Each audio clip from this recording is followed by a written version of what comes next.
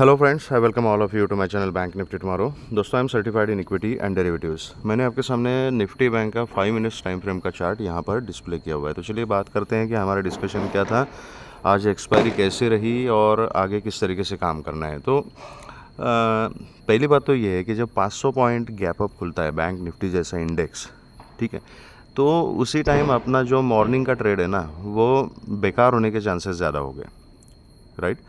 क्योंकि ये एक चैनल मैंने 1 आवर टाइम फ्रेम के ऊपर आपको दिखाया था कि ये बैंक निफ्टी चैनल में काम कर रही है। This is the importance of the channel. इससे पहले भी चैनल में मैंने आपको 2 कैंडल्स दिखाए थे जो गैप अप ओपनिंग के बाद फिर से मार्केट को चैनल के अंदर लेके आए थे, राइट। और ये कैंडल देखिए खुली कहाँ पे, इसी लेवल पे 44,407 के पास खुली, चैनल के पास, मतलब है चैनल के अपर एज पे। खुलते के साथ ही सेलिंग प्रेशर आ गया एंड उसको सीधा 44,200 के जोन में उसको सेलर्स लेके आ गए, ठीक है।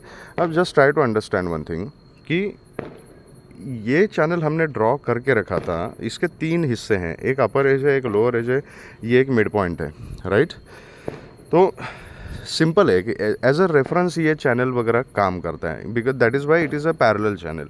कि अगर इसके मिड पॉइंट के ऊपर, ये जो मिडल लाइन है, इसके ऊपर अगर मार्केट ट्रेड कर रही है तो उसमें पोटेंशियल है कि यहाँ तक आ जाएगी, ठीक है। और इसके नीचे अगर आती है तो फिर लोअर एज तक आ जाएगी, ठीक है। इतना पोटेंशियल इसके अंदर है, that is the use of this channel. जब चैनल के अपर एज पे मार्केट खुलती है और वो भी 500 पॉइंट गैप अप अगर खुलती है तो फिर क्या होगा? ट्रेड तो इनिशियल बेकार ही हो गए ना वहाँ पे। ओके, अगर बहुत ही ज़्यादा कुछ पॉजिटिविटी है, कुछ है, तो यहाँ पे एक आधा डिप लेके फिर से अगर इसको अगर ब्रेक करती है मार्केट तो फिर ये चैनल का ब्रेकआउट मिल जाएगा और फिर ऊपर का मोमेंटम कंटिन्यू हो जाएगा। अब इतना ज़्यादा गैप अप मार्केट क्यों खुली? Because of the global queues. World wide जितना भी इन्फ्लेशन का डेटा है वो काफ़ी पॉजिटिव आ चुका है, तो global cues were positive. And जब सिर्फ ग्लोबल क्यूज़ की वजह से मार्केट गैप अप या गैप डाउन होती है तो मोस्ट ऑफ द टाइम वो जो पॉजिटिविटी होती है या निगेटिविटी, जो भी इम्पैक्ट हो ग्लोबल क्यूज़ का, वो ओपनिंग में ही फैक्टर इन हो जाता है। The moment 500 points bank Nifty gap up खुली तो उसी टाइम ये दुनिया भर की पॉजिटिविटी जो है वो ओपनिंग में फैक्टर इन हो गई। अब उसके बाद जो मार्केट चलेगी ना, वो अपनी चाल चलेगी। Okay, very simple. नाउ अब ये जो मौका होता है ना, क्यों ऐसा क्यों होता है कि 10 में से 7 बार अगर मार्केट गैप अप ही खुलेगी और गैप डाउन भी खुलेगी तो वो गैप अप या गैप डाउन जो है वो सस्टेन नहीं होता। या तो मार्केट वहाँ से फिर गैप अप खुलने के बाद फॉल दे देगी, या तो वहाँ पे साइडवेज हो जाती है। पिछले कुछ दिनों से अगर इस महीने में, लास्ट मंथ में अगर आपने पूरा देख लिया तो ये बैंक निफ्टी ने पैटर्न फॉलो किया है कि गैप अप खुलो और वहाँ पे साइड लाइन हो जाओ, मतलब साइडवेज हो जाओ 200-300 पॉइंट के बीच में। आज भी बैंक निफ्टी ने वही किया। इसके पीछे का रीज़न क्या है? Try to understand the psychology. जब तक आप साइकोलॉजी नहीं समझोगे बड़े ट्रेडर्स की, स्मार्ट मनी की, तब तक आप ट्रेड लेना नहीं समझ पाओगे कि कैसे ट्रेड लेना है, साइकोलॉजी क्या है। क्योंकि देखो यार, मार्केट सेंटिमेंट्स पे काम करता है। हर एक कैंडल जो बनती है वो बायर और सेलर्स के सेंटिमेंट की वजह से बनती है। तो जब तक ये थॉट प्रोसेस आपको समझ में नहीं आएगी तब तक आप अपनी स्ट्रैटेजी कॉन्फिडेंटली बना नहीं पाओगे। और अगर कुछ ऐसी स्ट्रैटेजी, मैकेनिकली कोई स्ट्रैटेजी बना के आपने अगर इम्प्लीमेंट कर दिया तो आपको समझ में नहीं आएगा कि मार्केट किस तरीके से काम कर रही है, राइट। तो इसके पीछे रीज़न क्या है? रीज़न यही है कि देखो, एक्सपायरी का दिन है। एक्सपायरी के दिन एक इंडेक्स 500 पॉइंट गैप अप खुल रहा है, तो खुलते के साथ ही जस्ट इमेजिन कि कॉल के जो प्रीमियम्स होंगे वो कितने ज़्यादा बढ़ेंगे। जिन लोगों ने पुट कैरी किया ना, इसलिए मैं हमेशा कहता हूँ कि पोजीशन को कैरी करना ऑप्शंस में प्लीज़ अवॉइड करो। If you are only plain option buyer, सिर्फ बाइंग करते हो आप, हेजिंग नहीं करते या सेलिंग नहीं करते, कुछ नहीं करते हो, अलग अलग स्ट्रैटेजीज होती है, लेकिन आप सिर्फ बाइंग करते हो ना, तो पोजीशन कैरी करना अवॉइड करो। अब किसी ने अगर कॉल की पोजीशन कैरी की होगी तो उसको तो लॉटरी लग गई। यहाँ पे खुलते के साथ ही उसका डेली टारगेट क्या, वीकली टारगेट भी खत्म हो गया, पोजीशन स्क्वायर ऑफ करो, सो जाओ, राइट। लेकिन अगर किसी ने पुट कैरी किया होगा तो उसका पूरा कैपिटल ही यहाँ पे ज़ीरो हो गया, राइट। तो this is how the market works. उसमें कुछ नहीं कर सकते। अब मार्केट गैप अप हो गई, गैप डाउन हो गई, वो हमारे हाथ में नहीं है, we can not decide that, right. लेकिन जस्ट बिकॉज कि आजकल यही पैटर्न चल रहा है, पोजीशन कैरी करना इज़ जस्ट लाइक गैम्बलिंग। तो गैम्बल नहीं करना है, अगर मौका नहीं मिलता है तो ना सही, ठीक है।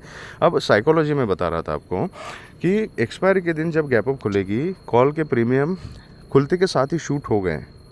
तो that is the wonderful opportunity for a seller कि उसी पॉइंट पे जहाँ पे खुली है ना, उसी स्ट्राइक प्राइस का, उसके आसपास जो स्ट्राइक प्राइस होगी वहाँ का जो कॉल है उसको सेल करो, और सेल करने के बाद फिर यहाँ पे साइडवेज हो गई तो बस पूरा प्रीमियम खा लो, दिन भर अपना टारगेट पूरा हो जाएगा। That is the very easy option for smart money for the option writers. अब यहाँ से अगर फिर नीचे आके इसको अगर ब्रेक करना है तो उसके लिए बायर्स को बहुत ताकत लगानी पड़ेगी, उतनी पॉजिटिविटी फिर होनी चाहिए मार्केट में, क्योंकि 500 पॉइंट गैप अप खोलने के बाद फिर से और 400 पॉइंट अगर मार्केट को ऊपर लेके जाना है तो यू कैन इमेजिन कि किस टाइप का, किस लेवल का कॉन्फिडेंस बायर के पास होना चाहिए। तो this is a easy option for the sellers.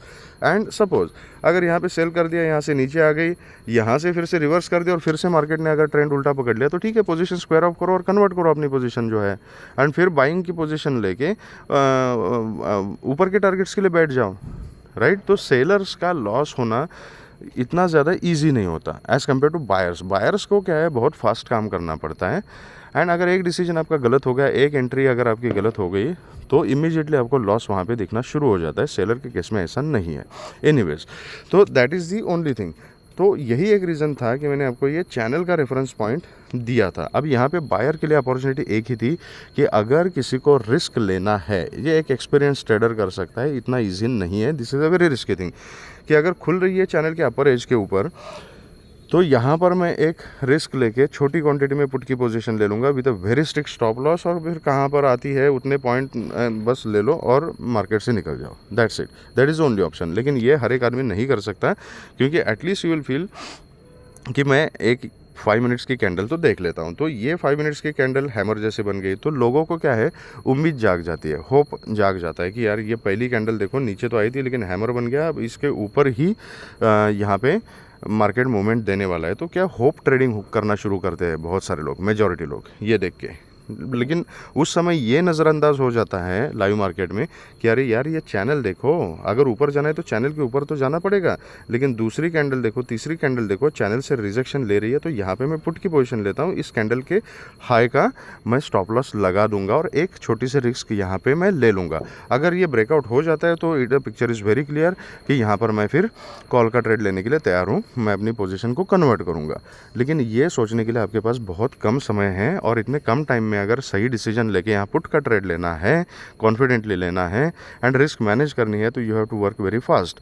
और ये सब चीज़ें तभी हो सकती है अगर आपको उतना प्रैक्टिस है, उतना एक्सपीरियंस है, आपको मार्केट का मैकेनिज्म उतना समझ में आ रहा है ड्यूरिंग लाइव मार्केट। ठीक है, तो कोई बात नहीं, धीरे धीरे ये चीज़ें समझ में आ जाएगी। बट अदरवाइज़ अगर देखोगे क्लासिकल पॉइंट ऑफ व्यू से तो यहाँ पर अपनी कोई ट्रेड नहीं बनी आज, क्योंकि आप एक पैटर्न का वेट करोगे कि यहाँ से ऐसा कुछ बने तब मैं कॉल ले लूँगा, या तो ये ऐसा कुछ बने तो मैं पुट ले लूँगा।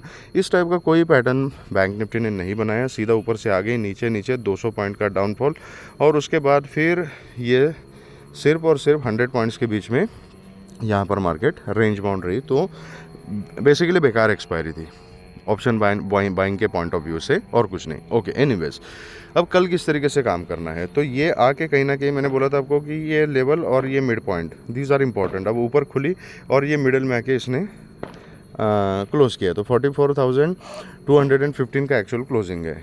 ऊपर का जो लेवल है ये 270 का लेवल याद रखिएगा। अगर फ्लैट खुल के इसके ऊपर जाती है ना, तो मैं कॉल की पोजीशन लेना प्रेफर करूंगा with small quantities and very strict stop loss. 44,400 तक का फर्स्ट टारगेट रहेगा, देन 480-500 का सेकंड टारगेट रहेगा, और ये 480-500 के जोन को अगर ब्रेक करती है तो फिर ये चैनल का ब्रेकआउट हमें मिल जाएगा।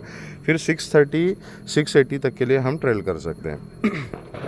फ्लैट खुल के अगर नीचे आती है तो नीचे का जो है वो फिर से ये 44,170-160 का लेवल, ये याद रखिएगा, 100 पॉइंट के बीच में ही। इसके नीचे अगर निकल जाती है ना, तो बहुत ही छोटी क्वांटिटी में पुट की पोजीशन ली जा सकती है, लेकिन यहाँ पे रिस्क मैनेज करना पड़ेगा। हो सकता है मार्केट थोड़ा सा अभी बुलिशनेस दिखा रही है, तो पुट वालों को ट्रैप करने के लिए थोड़ा सा नीचे आने का थोड़ा सा मूवमेंट दिखाएं और उसके बाद एकदम से रिवर्स हो जाए, ऐसा भी हो सकता है। तो पुट का ट्रेड अगर लेना है तो with a very strict stop loss.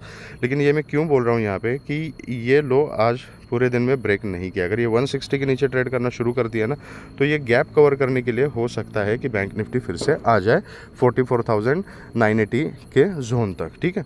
तो यहाँ तक के टारगेट्स हमें मिल सकते हैं, उसके नीचे हम ट्रेल कर सकते हैं। एंड यहीं पे ये जो 970 44,000 का जो जोन है ना, यहीं पर लोअर एज है। तो ये मिडल के नीचे अगर ट्रेड करना शुरू कर दिया तो प्रोबेबिलिटी क्या कहती है कि maximum probability is there to touch the lower edge. तो ये यहीं पे आ रहा है 970 44,000 के आसपास। तो this is how we can trade. अगर गैप अप खुलती है और गैप अप कहीं ना कहीं ये 400 के आसपास ही कहीं खुलती है, अपर एज के आसपास, तो फिर पैटर्न देख के काम करना पड़ेगा। रिवर्सल प्ले किया जा सकता है, स्टॉप लॉस हिट हो जाता है तो immediately you can convert your position to call. अगर 400 के ऊपर मार्केट सस्टेन हो जाती है तो ऊपर के टारगेट्स सेम रहेंगे। और यहाँ से अगर पुट का ट्रेड चल जाता है तो फिर आज के क्लोजिंग तक के इनिशियल टारगेट और उसके नीचे बाकी के टारगेट जो है वो सेम रहेंगे।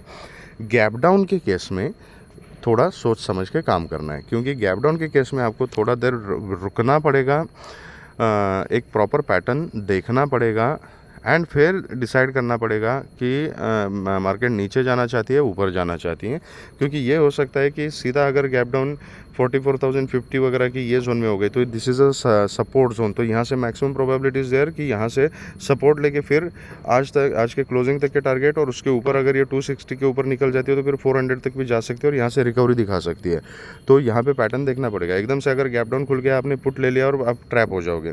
तो या तो ये गैप डाउन खुलने के बाद ये सपोर्ट का प्रॉपर ट्रेंड दिखाए यहाँ पे तो you can trade in call, या तो फिर यहाँ से ऊपर जाके पुल बैक में रिजेक्शन दिखा के नीचे का पैटर्न बनाए so that you can trade in put. तो इस तरीके का पैटर्न आपको देखना पड़ेगा। ओके, तो this is about bank Nifty. अब देखते हैं कि निफ्टी में किस तरीके से काम करना है। निफ्टी के केस में कल का जो है वो एक्सपायरी का दिन है, टुमारो इज़ अ थर्सडे, तो निफ्टी की जो है एक्सपायरी होगी, ठीक है। अब निफ्टी के केस में अगर आप देखोगे ना तो थोड़ा सा एक बार मैं निफ्टी का डेली चार्ट यहाँ पे देखना चाहूँगा।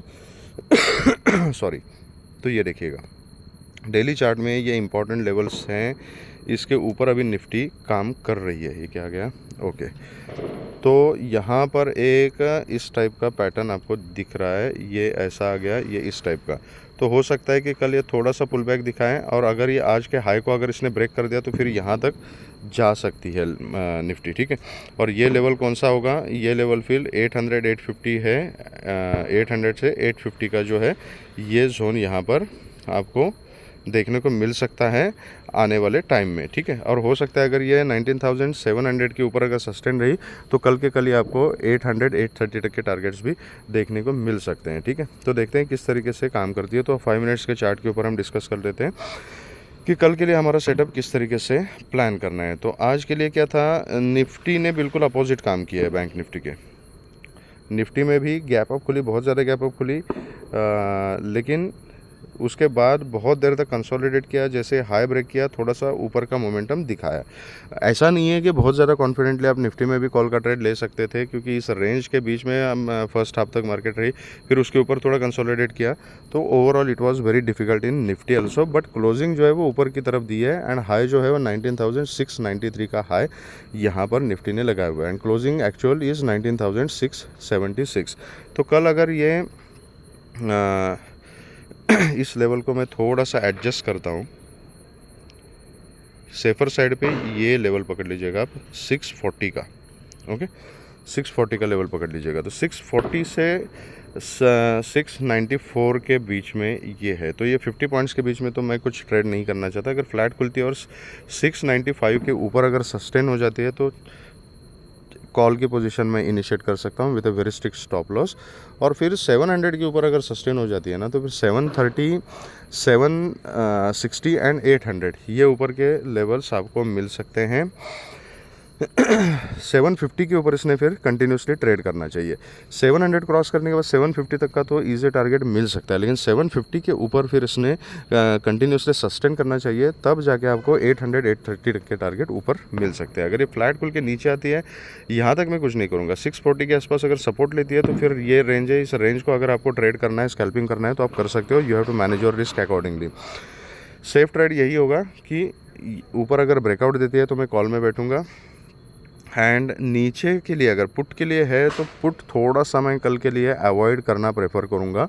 पुट में मैं इतना ज़्यादा इंटरेस्टेड नहीं हूँ, क्योंकि देखो ये पूरा जो कंसोलिडेशन जोन है ना, यहाँ कहीं से भी निफ्टी सपोर्ट ले सकती है। तो लोअर एज पकड़ लीजिए 620 का जो है वो, ठीक है। तो अगर 640 के नीचे आप ट्रेड्स लेते हो तो फिर आपको ये 20 पॉइंट के लिए स्कैल्पिंग करनी पड़ेगी, ओके। या तो फिर you will have to wait till 620 and 620 के नीचे अगर ब्रेक करती है तो फिर यहाँ तक मार्केट जा सकती है। और ये लेवल कौन सा है इसका, ये लेवल भी मैं थोड़ा सा एडजस्ट कर लेता हूँ, ये रहा। तो ये जोन हो जाएगा आपका 570 से 580, ये 10 पॉइंट्स का जो जोन है ना, ये यहाँ तक मार्केट आ सकती है, लेकिन वो 620 के नीचे आ सकती है।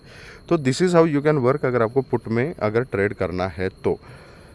लेकिन मैं पर्सनली थोड़ा सा पुट को अवॉइड करना ही प्रेफर करूंगा, जिस टाइप से निफ्टी स्ट्रांगनेस दिखा रही है। अगर पुट में ट्रेड करना है तो परसों के दिन करेंगे, कल का दिन थोड़ा अवॉइड करना ही सही रहेगा। बट एनीवेज आपका अगर सेटअप आपको कॉन्फिडेंस देता है, जस्टिफाई करता है पुट का ट्रेड, तो आप ले सकते हो। You have to manage your risk accordingly. Important levels मैंने आपको बता दिए।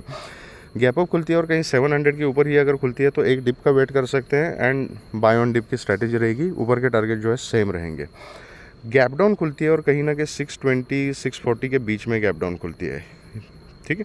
तो यहाँ पे मैंने बता दिया कि 620 इज अ सपोर्ट जोन। यहाँ गैप डाउन खुल के अगर यहाँ से सपोर्ट लेती है और फिर 640 के ऊपर आती है तो कॉल का ट्रेड आप ले सकते हो। 700 तक के इनिशियल टारगेट हो सकते हैं, उसके ऊपर आप ट्रेल कर सकते हो। और यहाँ से गैप डाउन खुल के फिर अगर 620 को ब्रेक करती है तो फिर आप पुट के ट्रेड के लिए सोच सकते हैं।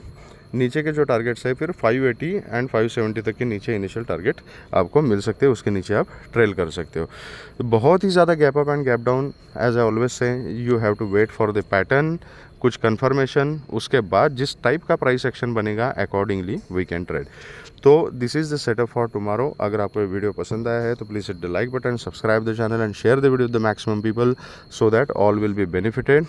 Thank you very much friends and all the very best.